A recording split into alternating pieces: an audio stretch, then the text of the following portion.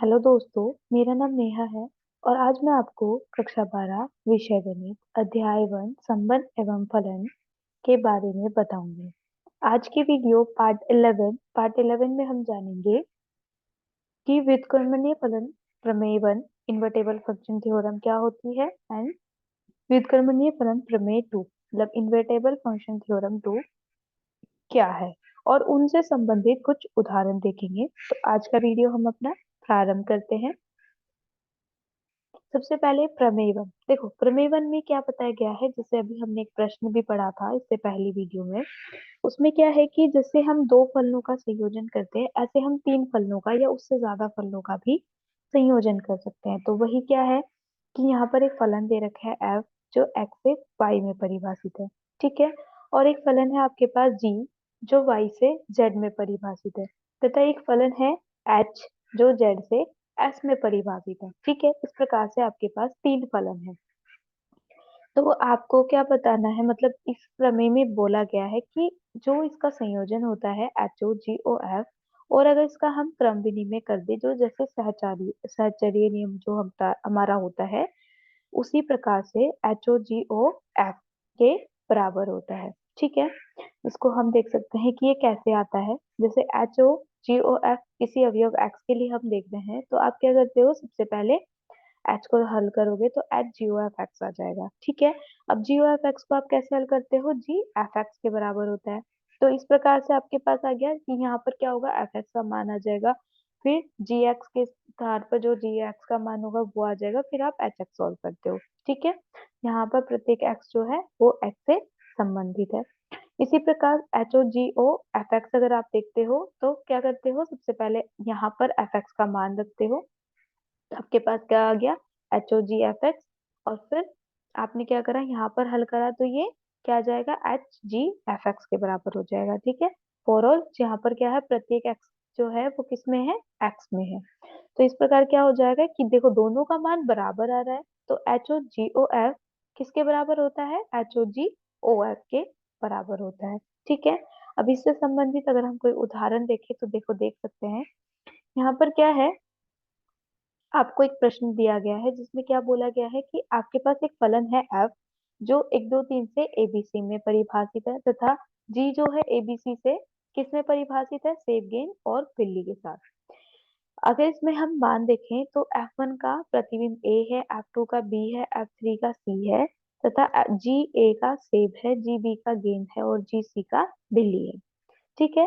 द्वारा परिभाषित फलन आपके पास है। तो आपको क्या सिद्ध करना है कि एफ जी जो आपके पास है, ठीक है, यहाँ पर क्या है कि सिद्ध कीजिए कि एफ जी और जी ओ एफ जो आपके पास है, ये तीनों फलन मतलब एफ जी तथा इनका जो संयोजन है जी ओ एफ, ये व्युत्क्रमणीय होता है। और इनका जो प्रतिलोम है एफ इनवर्स जी इनवर्स तथा जी ओ एफ इनवर्स, ये हमें क्या करना है, ज्ञात करना है। और ये प्रमाणित करना है कि जी ओ एफ का जो इनवर्स होगा, ठीक है, वो किसके बराबर होता है, एफ इनवर्स जी ओ ओ जी इनवर्स। ठीक है, एफ इनवर्स ओ जी इनवर्स के बराबर होता है। ठीक है, तो इसको हम कैसे हल कर सकते हैं, तो देखते हैं। सबसे पहले कि देखो आपको क्या बोला गया है कि एपोजी एकीकी, और कभी भी व्युत्क्रमणीय फलन की बात की जाती है किन्हीं दो फलनों के लिए, तो ये क्या होता है कि एपोजी आपके पास एकीकी और आच्छादक दोनों होते हैं। तो यहाँ पर हमें पता है कि एपोजी जो है दोनों कैसे हैं, आच्छादक फलन है। देखो अगर मैं देखूं, आपको क्या दिया गया है, एफ 1 2 3 से एबीसी में परिभाषित है। तो यहाँ पर हमने ले लिया कि 1 2 3 से एबीसी में परिभाषित है। तो अगर मैं देखूं इससे मैं एफ इनवर्स अगर मैं निकालती हूँ तो मुझे क्या मिलेगा, देखो यहाँ पर 1 का प्रतिबिंब ए है, 2 का बी है, 3 का सी है। तो इसका उल्टा अगर मैं करूँ इनवर्स में तो ये उल्टा हो जाएगा। ठीक है। तो ए का प्रतिबिंब 1 है, बी का 2 है, सी का 3 है। तो एफ इनवर्स एबीसी में ये क्या हो जाएगा, जैसे ए से बी में था तो बी से ए में, मतलब एबीसी से 1 2 3 में परिभाषित होगा। ठीक है। इससे क्या पता चल रहा है कि एफ इनवर्स ए का प्रतिबिंब 1 आ रहा है, एफ इनवर्स बी का 2, एफ इनवर्स सी का 3। ठीक है। इससे हम क्या है, इनका संयोजन देख सकते हैं, एफ इनवर्स ओ एफ का। अब देखो अगर मैं 1 2 3 के लिए देखो, एफ इनवर्स ओ एफ देखो, एफ इनवर्स ये मिल रहा है आपको, और एफ आपके पास ये आ रहा है, ठीक है, मतलब एफ जो है ये आ रहा है। तो एफ इनवर्स ओ एफ का मतलब क्या होता है, यहाँ पर अगर मैं वन रखूँ तो एफ वन का प्रतिबिंब क्या है, ए है। और एफ इनवर्स ए का प्रतिबिंब, एफ इनवर्स ए का प्रतिबिंब फिर से वन आ रहा है। मतलब आपको वन अवयव के लिए देखो, यहाँ पर वन के लिए ए मिला और ए का पूर्व प्रतिबिंब वन था, तो मतलब हमें वही मिल गया। एफ इनवर्स ओ एफ जो था, इन दोनों का जो संयोजन है, किसी अवयव वन के लिए हमें वन ही दे रहा है ना। तो ये क्या हो गया, एक तत्समक फलन आ गया। इसी प्रकार आपने देखा एफ ओ एफ इनवर्स। अब देखो एफ इनवर्स अगर मैं ए की बात करूं, तो एफ इनवर्स ए का प्रतिबिंब वन है, और इसमें एफ इनवर्स के बाद हम एफ का देख रहे हैं। अब वन का प्रतिबिंब एफ में क्या है, ए है, तो ए के लिए हमें ए ही प्रतिबिंब मिल रहा है। तो ये क्या आ गया, ये भी तत्समक फलन आ गया। ठीक है, इस प्रकार हम जी के लिए देखें, तो देखो हमें क्या दे रखा है, जी फलन दे रखा है कि ए बी सी से सेब गेंद बिल्ली में परिभाषित है। मतलब ए का प्रतिबिंब सेब है, बी का गेंद है, और सी का बिल्ली है। तो जैसे हमें ए बी सी से सेब गेंद बिल्ली था, तो जी इनवर्स हमें क्या मिलेगा, जी इनवर्स हमें इसका उल्टा, मतलब सेब गेंद बिल्ली का ए बी सी प्रतिबिंब आ जाएगा ऐसे। ठीक है, तो जी इनवर्स सेब के लिए ए आ गया, जी इनवर्स देखो गेंद के लिए जी इनवर्स बी होगा, बिल्ली के लिए जी इनवर्स सी होगा। ठीक है, ये आप यहाँ पे देख सकते हो। ठीक है, अब देखो इन दोनों का संयोजन देख लेते हैं। सबसे पहले जी इनवर्स ओ जी, जी इनवर्स में सबसे पहले सेब का प्रतिबिंब आपको ए मिल रहा है। ठीक है, और अगर इसको मैं जी के लिए, अब देखो जी इनवर्स ओ जी में सबसे पहले जी आएगा, तो जी में ए का प्रतिबिंब सेब है। फिर सेब का पूर्व प्रतिबिंब क्या मिल रहा है, मतलब सेब का प्रतिबिंब जी इनवर्स के लिए ए आ रहा है, मतलब ए के लिए हमें ए ही मिल गया, तो ये भी हमें क्या मिल रहा है, तत्समक फलन मिल रहे हैं। इसी प्रकार जी और जी इनवर्स देखें, तो देखो जी इनवर्स में सबसे पहले अगर मैं सेब क्या देखूं, तो सेब का मुझे ए मिल रहा है, और इसके लिए जी फलन जो है ए का प्रतिबिंब सेब है, मतलब सेब से सेब पर ही आ गए।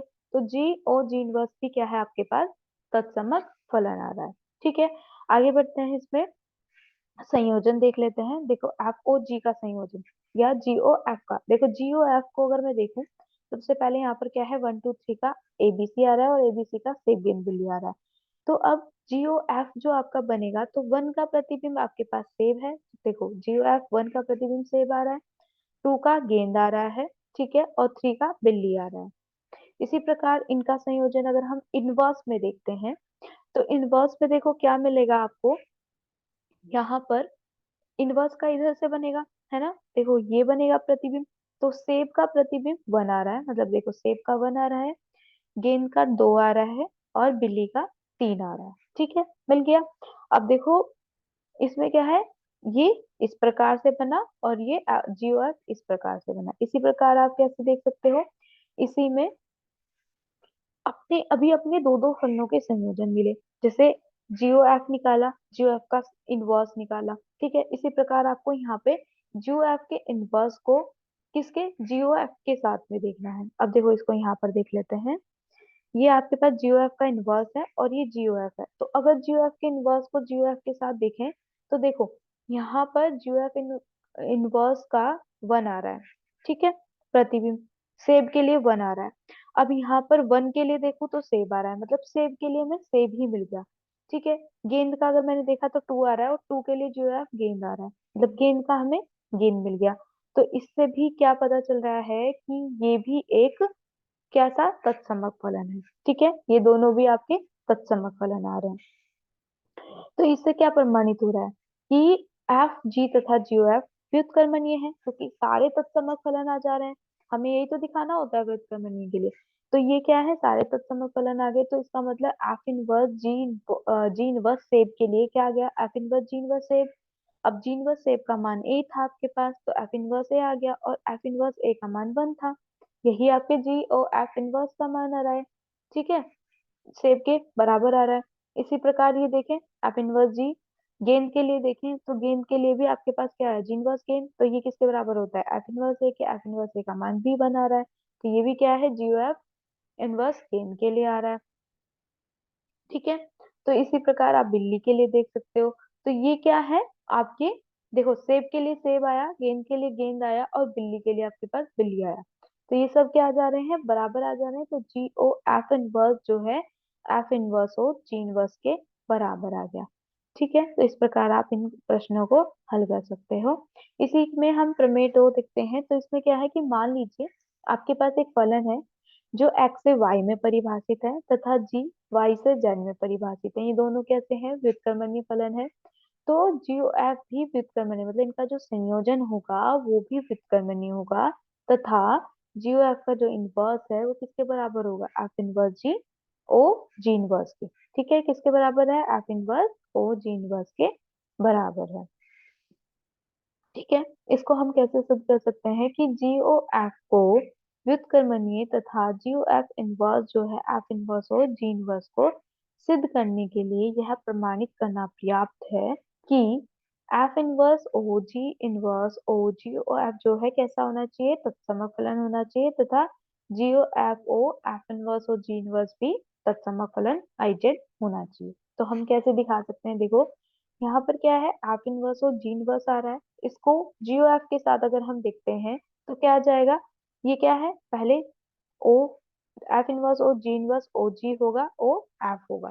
ठीक है, तो यहाँ पर देखो क्या है, या देखो यहाँ पर जी इनवर्स ओ जी, ये पहले से हम देख चुके हैं कि ये क्या है, एक तत्समक फलन होता है। तो आ गया तत्समक फलन मतलब 1। ठीक है, तो एफ इनवर्स आपके पास क्या आया? ओ एफ आ गया। अब एफ इनवर्स ओ एफ किसके बराबर होता है? आई एक्स के बराबर होता है। तो आई एक्स आ गया। ठीक है, यही हमें सिद्ध करना था। अब देखो इसका उल्टा देख लेते हैं। जी ओ एफ एफ इनवर्स ओ जी इनवर्स के साथ अगर हम हल करेंगे तो हमें क्या मिलेगा? जी ओ एफ इनवर्स ओ जी इनवर्स। ठीक है, ये आ गया। अब देखो यहाँ पर क्या है, एफ इनवर्स आई एक्स के बराबर होता है। अब इसमें क्या मिला आपको? जी इनवर्स मिल गया। अब जी इनवर्स किसके बराबर होगा? आई वाई के बराबर होगा। ठीक है, तो ये जीओ जी इनवर्स नहीं, जीओ जी इनवर्स इसके बराबर होगा आई जेड के। ठीक है, क्योंकि हाँ, तो ये किसके बराबर आ गया? जेड के बराबर आ गया। और जो हमें आई जेड के बराबर, मतलब ये भी एक तत्समक फलन आ गया। ठीक है, और यही हमें क्या करना था? हल करना था। तो ये हमारा हल हो गया, मतलब इसकी उत्पत्ति हो गई।